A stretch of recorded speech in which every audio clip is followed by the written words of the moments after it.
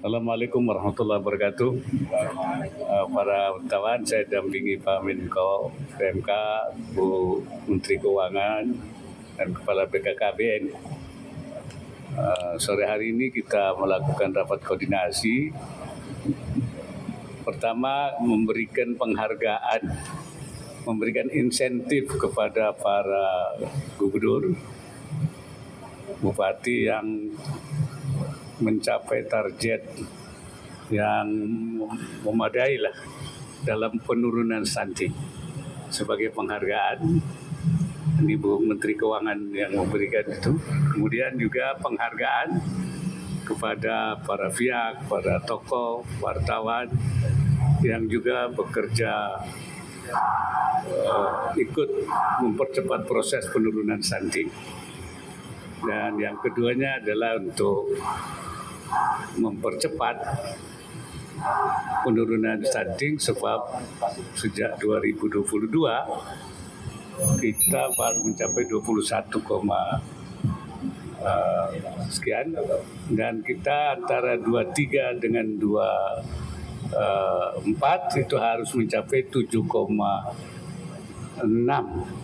Jadi masing-masing kedua tahun ini 3,8.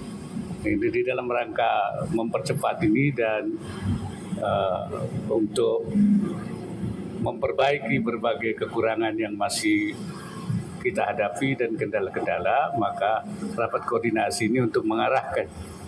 Nah, saya kira itu dari saya. Ya. Barangkali itu. Mungkin ada tambahan dari Pak Menko. Pak Menko PMK, silakan. Cukup, Ibu Menteri Keuangan. Cukup ya. Ya, saya kira cukup begitu. Mungkin ada pertanyaan. Ada pertanyaan mungkin, silakan. Terima kasih Pak. Saya Anto dari Harian Kompas. Tadi Pak Kepala BKKBN menyampaikan 3 usulan Pak. Yang pertama tambahan 5 provinsi prioritas, kemudian kalau bisa minimal 10% dana desa itu untuk penanganan stunting, dan juga PKH kalau bisa juga fokusnya ke pemberian makanan tambahan. Selaku dari tim pengarah Pak, bagaimana respon terhadap usulan tadi Pak? Terima kasih. Ya, respon itu akan kita perbincangkan, dan mungkin karena kalau urusan uang itu kan Bu Menteri Keuangan nih yang saya kira silakan Bu Menteri untuk meresponnya.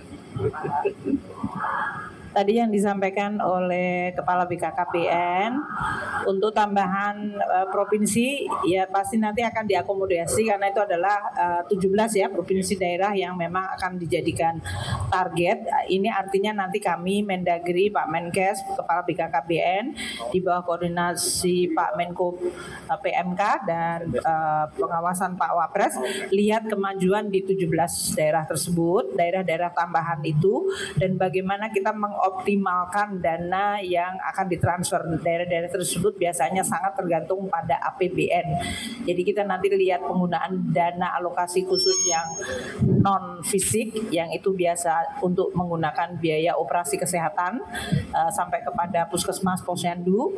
Kita nanti juga akan lihat di AK fisiknya. Tadi kan disampaikan oleh Bapak Kepala BKKBN untuk sanitasi dan air bersih. Jadi itu juga akan dijadikan prioritas. Dan juga dari DAU-nya, kalau mereka masih memiliki space di dalam dana alokasi umumnya, nanti kita juga akan bersama dengan Pak Menteri Kesehatan, Mendagri, dengan Pak Menko PMK untuk mengarahkan ke situ. Untuk sembako atau PKH makanan tambahan, itu Pak Ibu Kemensos biasanya sudah melakukan seperti itu. Tapi nanti untuk menambah keyakinan ya kita nanti akan berkoordinasi dengan Kementerian Sosial supaya anggaran dan program untuk PKH dan sembako 21,6 juta kepala keluarga itu bisa diprioritaskan untuk menambah makanan tambahan dalam rangka stunting. Untuk dana desa dan dana kelurahan tadi saya sudah juga diskusi sama Kepala BKKBN dengan Pak Mendagri, karena 75.000 desa itu kan berbeda-beda. Jadi untuk desa-desa yang memang sudah baik, ya monggo saja, nanti yang ini akan difokuskan pada desa-desa yang merupakan daerah di tadi yang jumlah populasinya banyak dan yang jumlah stuntingnya masih tinggi. Itu nanti bisa kita pikirkan bersama Pak Mendagri Menkes pengaturannya agar dana desa dengan Kementerian Desa supaya mereka tadi yang 10% adalah untuk stunting. Nanti kapasitasnya dan pendampingannya ada di tempat Pak BKKBN. Jadi begitu mungkin Bapak yang tadi disampaikan oleh Bapak Kepala BKKBN. Terima kasih.